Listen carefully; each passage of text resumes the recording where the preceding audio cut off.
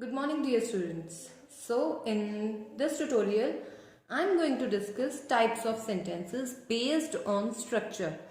But before starting the main topic, it is important to tell you about clause and non-finite verbs. So let's start. So first is, what is a clause? It is very simple. A clause is a group of words that contains a subject and a verb. Be careful. What is a clause? A clause is a group of words that contains a subject and a verb.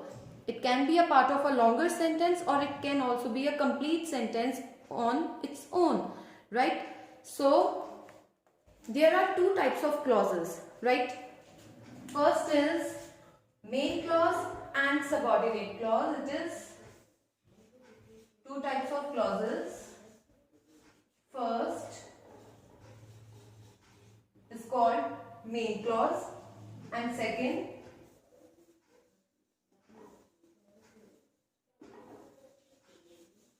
subordinate clause. Main clause, as it is very much clear from the name, it is also called principal clause or you can say independent clause. Is it okay? So subordinate clause, it can be also called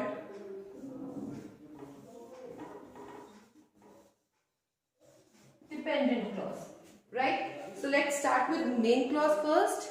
Main clause, it is a group of words that includes a subject and a verb and makes complete sense on its own, right? The same definition that is of the clause. So it is a group of words that includes a subject and a verb.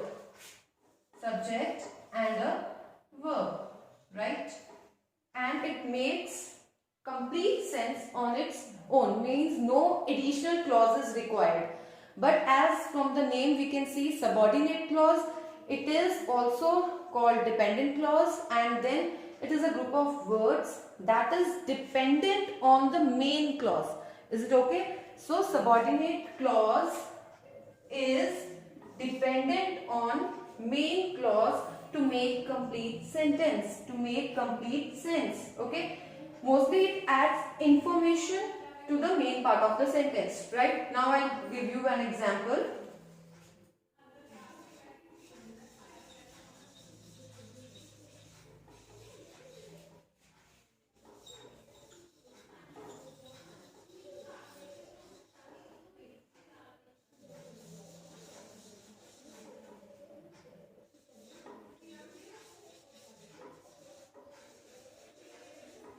Now see this.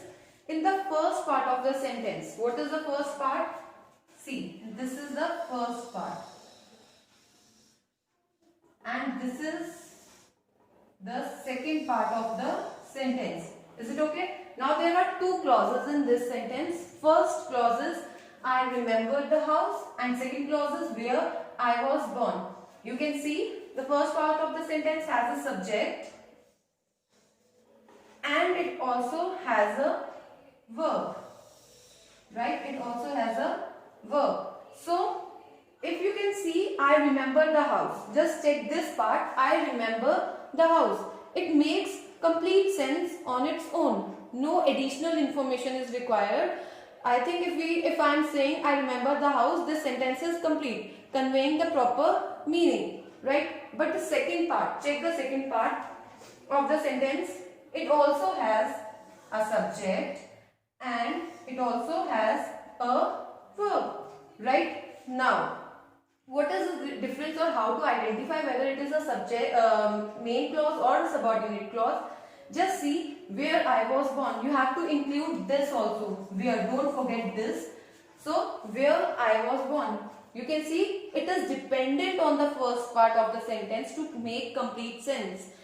Just consider this, forget about this part, where I was born. If you start your sentence with this, where I was born, means something is missing, what you want to say. So for that purpose, to make complete sense, you require this part, right? You require this part, and when you add this part, then this will make a complete sense. So this is the main definition, or you can say examples of main clause and subordinate clause.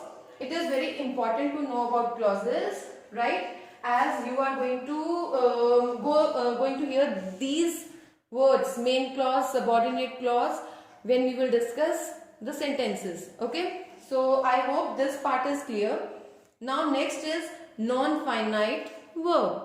You already know about non-finite verbs, so still let us discuss non-finite verbs.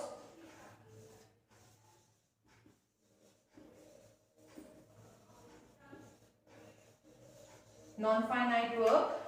So non-finite verb is a verb that does not change its form on the basis of number and person of the subject and the tense of the verb. If you remember about non-finite and finite verbs, non-finite verbs are those verbs which do not change. Do not change, right? These verbs will not change, okay? And finite verbs, on the other hand, finite verbs are those verbs which change according to the number and person of the subject and the tense of the verb. So let me give you the example for non-finite verb. For example, I want to watch a film,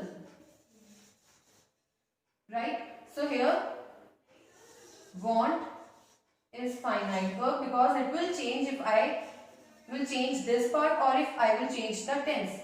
And then to watch, this is non-finite verb because this part, this verb will not change even if there is any change in this part. Suppose if I write he, then I have to change this.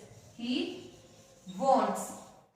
But to watch will be as it is, right? If I am writing they, then again I will change this part, but this part will be the same, okay? So these are non-finite verbs, and non-finite verbs means without any change. The verbs which do not change according to or on the basis of number, person of the subject and the tense of the verb. So keep these two topics in your mind, means clause and non-finite verbs, because you are going to listen. You should have the knowledge of these two topics so that we can continue with our next and the main topic, that is sentences, right? I hope these two topics are clear. That's all for today. So take care. Bye.